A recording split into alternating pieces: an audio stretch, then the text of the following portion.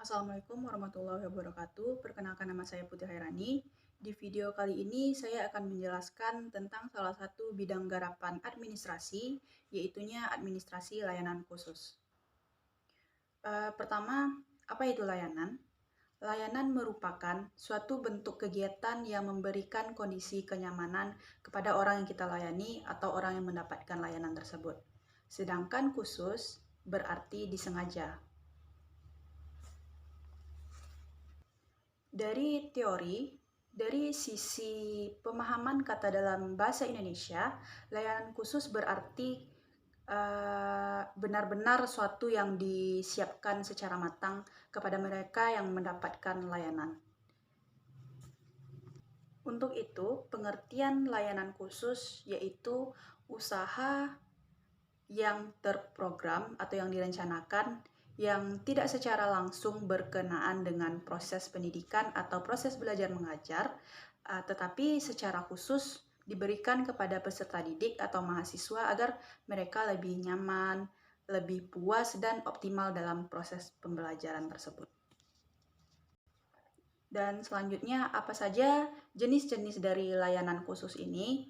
Yang pertama yaitu layanan kepustakaan atau perpustakaan, yang kedua layanan laboratorium, ketiga layanan UKS, keempat layanan kafeteria atau kantin, 5 sarana ibadah, 6 layanan asrama, 7 layanan koperasi, 8 layanan transportasi, dan yang terakhir yaitu layanan toilet. Yang pertama tadi yaitu layanan kepustakaan atau perpustakaan. Perpustakaan itu adalah institusi yang mengumpulkan pengetahuan tercetak dan terekam, mengelolanya dengan cara khusus guna memenuhi kebutuhan intelektualitas para penggunanya melalui beragam cara interaksi pengetahuan. Untuk itu, apa saja fungsi dari perpustakaan ini? Yang pertama, fungsi pendidikan. Fungsi pendidikan artinya memberikan kepada siswa atau mahasiswa untuk menambah wawasan mereka mengenai materi-materi yang diberikan oleh guru kepada mereka, sehingga siswa atau mahasiswa ini dapat melengkapi tugasnya, mencari tugasnya di dalam perpustakaan tersebut. Yang kedua yaitu fungsi informasi. Perpustakaan dijadikan sebagai tempat mencari informasi bagi siapa yang memiliki rasa ingin tahu yang tinggi. Salah satu yang dibutuhkan yaitu perangkat komputer atau WiFi pada fungsi informasi ini. Dan yang ketiga yaitu fungsi rekreasi. Pada fungsi rekreasi ini, kita dapat mengetahui hal-hal di luar negeri. Contohnya, mahasiswa atau siswa dapat mengetahui universitas-universitas yang ada di luar negeri, mana universitas yang terbaik, dan bagaimana keadaan atau kondisi di luar sana atau di kota atau negara sana. Dan yang terakhir yaitu fungsi penelitian. Perpustakaan digunakan sebagai jawaban apa yang ingin kita ketahui. Jadi ada 4 fungsi dari perpustakaan. Selanjutnya yang kedua yaitu layanan laboratorium. Layanan laboratorium merupakan layanan penunjang pembelajaran baik tertutup maupun terbuka yang digunakan oleh guru, oleh siswa juga untuk melaksanakan penelitian, praktikum, percobaan, penyelidikan, atau bahan-bahan pembakuan. Untuk itu, layanan laboratorium ini memang sangat penting. Sekolah atau perguruan tinggi memang harus mampu menyediakan layanan laboratorium ini. Selanjutnya yaitu layanan UKS. Layanan UKS merupakan layanan yang diberikan kepada siswa, kepada semua siswa agar mereka sehat dalam proses pembelajaran di sekolah. Dan selanjutnya yaitu layanan kafeteria atau kantin. Layanan ini merupakan layanan makanan, minuman yang dibutuhkan oleh semua siswa pada jam istirahat Dan tentunya bukan pada jam istirahat saja, pada saat perut mereka sakit, haus, atau siswa belum sarapan.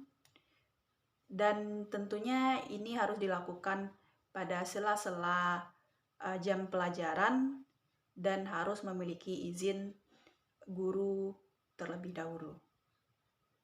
Pada zaman sekarang ini kita tahu bahwa kantin digunakan sebagai tempat,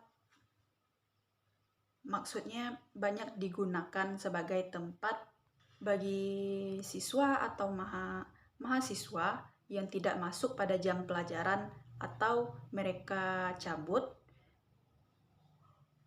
Hal ini memang tidak asing lagi di lingkungan sekolah atau perguruan tinggi. Oleh karena itu, seharusnya sekolah atau perguruan tinggi harus bekerja sama dengan kafetaria, dan sekolah seharusnya mengelola dan memperhatikan dengan baik layanan ini agar tidak ada timbul hal yang tidak diinginkan. Dan yang kelima yaitu sarana ibadah.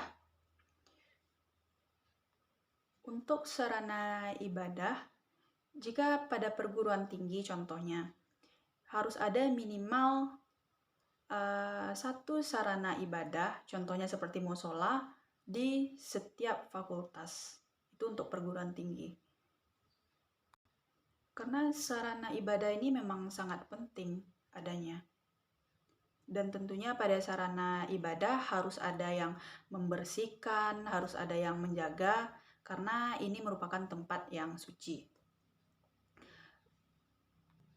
Selain untuk tempat melaksanakan ibadah, sarana ini juga dapat digunakan sebagai tempat berdiskusi atau tempat bertukar pikiran, baik itu guru maupun siswa atau mahasiswa atau dosen mengenai masalah-masalah keagamaan, pengembangan diri, ataupun kerohanian.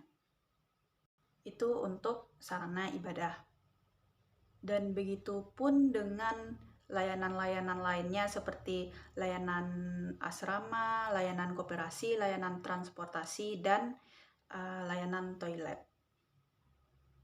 Ini merupakan suatu service yang terprogram yang tidak secara langsung berkenaan dengan proses pendidikan atau belajar mengajar, tetapi secara khusus diberikan kepada peserta didik agar kita merasa lebih nyaman, puas, dan optimal dalam proses belajar mengajar sehingga tercapainya suatu tujuan dari pendidikan.